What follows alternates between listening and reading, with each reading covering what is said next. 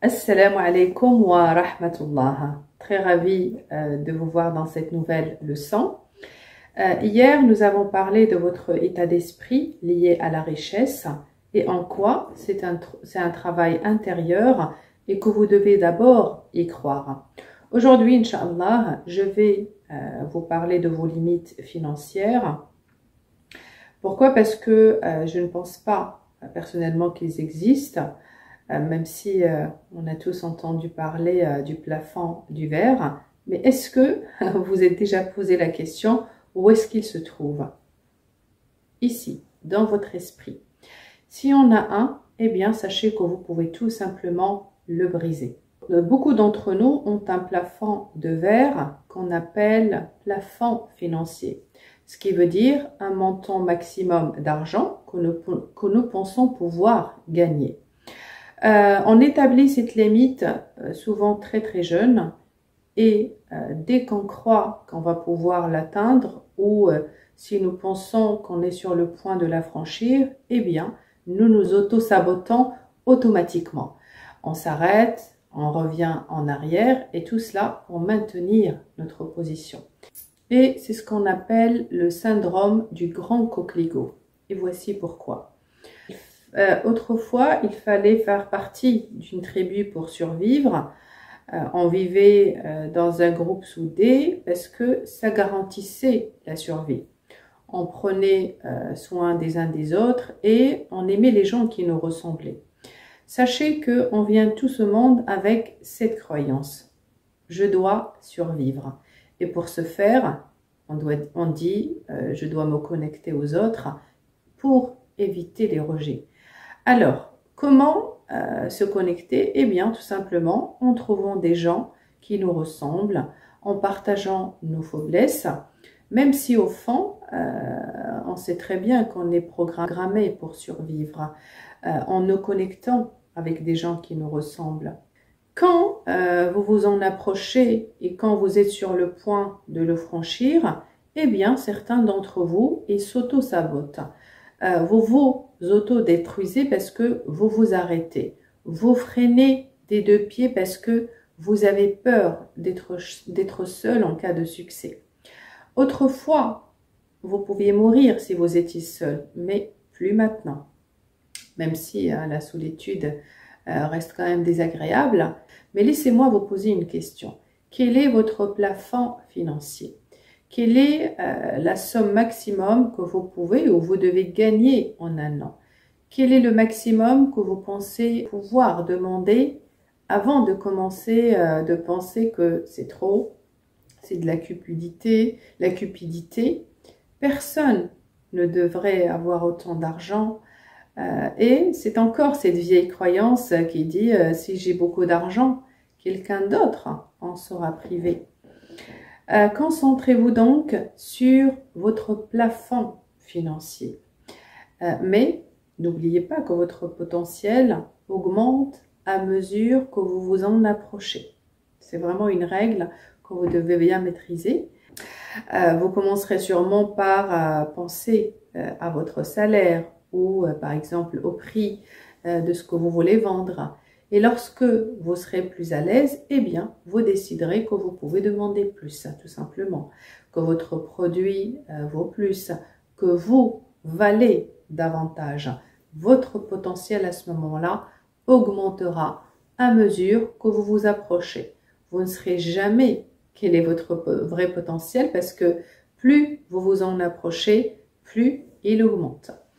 Réfléchissez donc très bien à votre réponse avant de l'écrire et déterminez quel est votre plafond financier, cette limite supérieure, le maximum que vous pourriez ou vous deviez gagner, la limite supérieure, le maximum que vous pourriez ou devriez gagner. Ouvrez donc votre livret d'exercice et écrivez-y ce nombre. Écrivez-le, puis triplez-le. Ne le doublez pas. Je veux que vous le multipliez par 3. Ça peut sembler pour certains un peu fou, mais en triplant votre plafond financier, vous l'avez déjà brisé. On a tous des habitudes permanentes de pensée et des croyances fixes, et plus particulièrement une croyance fixe concernant la somme d'argent que nous devrions, hein, ou même méritons gagner. Je ne veux rien de fixe. Tout doit être flexible. Tout devrait changer. Si par exemple vous êtes coach et que vous facturez un prix fixe, mais vous pourrez peut-être vous adapter aux gens qui ne peuvent pas se le permettre. Vous pouvez aussi faire un échange de services. Et d'ailleurs, des fois je le fais. Des fois pour les personnes qui ont les moyens, je facture un peu plus. Des fois, je fais même donc des consultations gratuites, et même des soins énergétiques gratuites pour les personnes les plus démunies. Triplez votre plafond financier. Prenez conscience de ce que vous ressentez. Vous pensez probablement des choses comme quelle folie, je ne pourrai jamais gagner autant. Personne ne peut gagner ça. Ça me mettrait mal à l'aise de gagner ça et de gagner autant. Restez avec cet inconfort, cette gêne, et rendant ce malaise très très confortable. Ressentez cet inconfort parce que vous venez de tripler votre plafond financier. Pourquoi donc vous êtes mal à l'aise? Que vous dit ce sentiment? Comme je vous l'ai mentionné précédemment, n'oubliez pas que vous deviez d'abord le ressentir jusqu'à ce que vous n'en ayez plus besoin. Et si sentiment avait une voix, alors que dirait-elle? Je pourrais vous le dire là, mais j'aimerais vraiment que ça vienne de vous. Je veux que vous écrivez cette voix qui vous dit tu ne le mérites pas. Personne ne mérite d'en avoir autant. C'est scandaleux. Pourquoi penses-tu que tu vas pouvoir gagner autant? Il y a des gens qui meurent de faim partout dans le monde. C'est de la cupidité. Tu es intéressé et sans pitié. Tu as vendu ton âme au diable pour de l'argent. Mais vous et moi savons très bien que ce n'est pas vrai. Vous avez un plafond financier qui est fixe, une habitude permanente de penser et une croyance fixe sur la somme d'argent que vous pensez pouvoir gagner. Vous savez désormais que lorsque vous vous approchez de votre plafond financier et que vous êtes sur le point de le franchir, beaucoup d'entre vous tombent dans l'autosabotage et font machine arrière. Vous vous arrêtez par peur et vous dites, si je gagnais tout cet argent, je serais différent, seul et isolé peut-être. Je ne serais pas connecté à la tribu, je n'appartiendrai plus à ma communauté, je serai seul. Sachez que d'après le syndrome du grand coquelicot, tout ce qui se démarque doit être coupé. Tout le monde doit être pareil. Or, cette croyance est fausse. Ne vivons plus dans l'ère tribale. On vit dans une société multiculturelle. Nous sommes tous différents. Nous sommes certes les mêmes, mais nous sommes différents. On ne se ressemble plus. On n'est plus tous identiques. Vous avez également compris qu'il existe énormément de peurs liées au fait d'avoir plus d'argent que vous ne pensiez possible. Vous devez donc reconnaître tout d'abord cette peur et la regarder en face afin de pouvoir la surmonter. Ouvrez donc aujourd'hui votre cahier d'exercice et notez-y ce qui vous fait peur réellement. Pourquoi vous avez peur d'avoir plus d'argent? Je peux vous assurer que ça sera, par exemple, les gens ne vont plus m'aimer, quelque chose de mal va m'arriver, ou éventuellement quelqu'un d'autre va souffrir si je gagne plus d'argent. Vous savez que vous devriez d'abord affronter cette peur et dire pourquoi j'ai peur de cela. Est-ce que c'est vrai que à chaque fois que quelqu'un devient riche, n'importe où dans le monde quelque chose de mauvais se produit? Bien sûr que non, c'est absurde. Et je suis le premier exemple. C'est une croyance, mais il me semble pourtant très réel. On ne profite pas réellement de notre vrai potentiel parce qu'on a peur du changement. Nous voulons nous adapter, nous aimons notre zone de confort et ce qui est habituel. Donc, il est temps pour vous d'arrêter de vous limiter.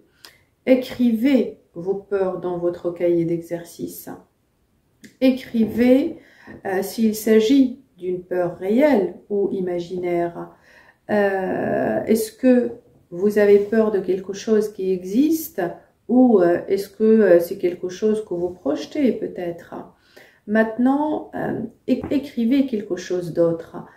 Comment, par exemple, vous pouvez aider les autres en étant pauvre? Les gens pauvres aident les autres tout le temps en leur offrant de la nourriture, du réconfort et du soutien. Cela ne veut pas dire que les gens pauvres ne peuvent pas aider. Bien sûr qu'ils le peuvent et tout le monde le peut et ils le font aussi. Cependant, quelle serait votre capacité à aider les autres si vous étiez riche, si vous pouviez donner plus, si vous avez plus de temps libre pour faire davantage éventuellement? Répondez à cette autre question aussi qui dit « Comment pourriez-vous servir les autres si vous étiez riche ?» Si vous aviez par exemple une richesse illimitée, en quoi vous permettrait-elle d'aider autrui? Et puisque vous avez une richesse illimitée, parce que souvenez-vous que nous parlons au présent, alors comment pouvez-vous l'utiliser pour aider les autres? Écrivez votre réponse et écrivez comment vous pouvez utiliser votre richesse illimitée pour qu'ils en bénéficient également. Écrivez votre réponse comme si cela se passait dans votre vie d'aujourd'hui. Brisez votre plafond de verre et rompez ce plafond financier qui n'est fixe que dans votre imagination. Débarrassez-vous-en et rompez-le définitivement. Brisez-le et détruisez-le une fois pour toutes. Et plus vous avez une raison de le faire, plus vous pouvez aider et générer de l'argent, plus votre schéma directeur devient réel, plus votre esprit travaillera pour y arriver. Donc, maintenant, répondez à la question suivante. Qui êtes-vous? Pourquoi vous êtes ici dans ce cours? Quel est votre message, votre talent? Qui êtes-vous venu influencer ou servir? Plus vous pouvez écrire de réponses et plus vous affinez votre schéma directeur. Améliorez ce schéma directeur pour que votre esprit l'accepte. Voici ce que vous voulez. La mission de votre esprit est de vous emmener vers ce que vous voulez. Et de votre mission est de vous assurer qu'il comprenne cet objectif sans laisser aucune place au malentendu. Vous devez lui faire savoir ce que vous voulez avec clarté, précision et exactitude. C'est votre travail de le faire et cela permettra, Inch'Allah, à votre esprit de faire le sien tel un laser. Il vous emmènera où vous voulez et partout. Donc, écrivez vos réponses dans votre cahier et partagez le tout avec la tribu sans oublier de la laisser faire autant avec vous. Je vous verrai, Inch'Allah, demain pour parler de comment devenir réellement riche. Donc, d'ici là, je vous dis, prenez bien soin de vous et à demain, Inch'Allah.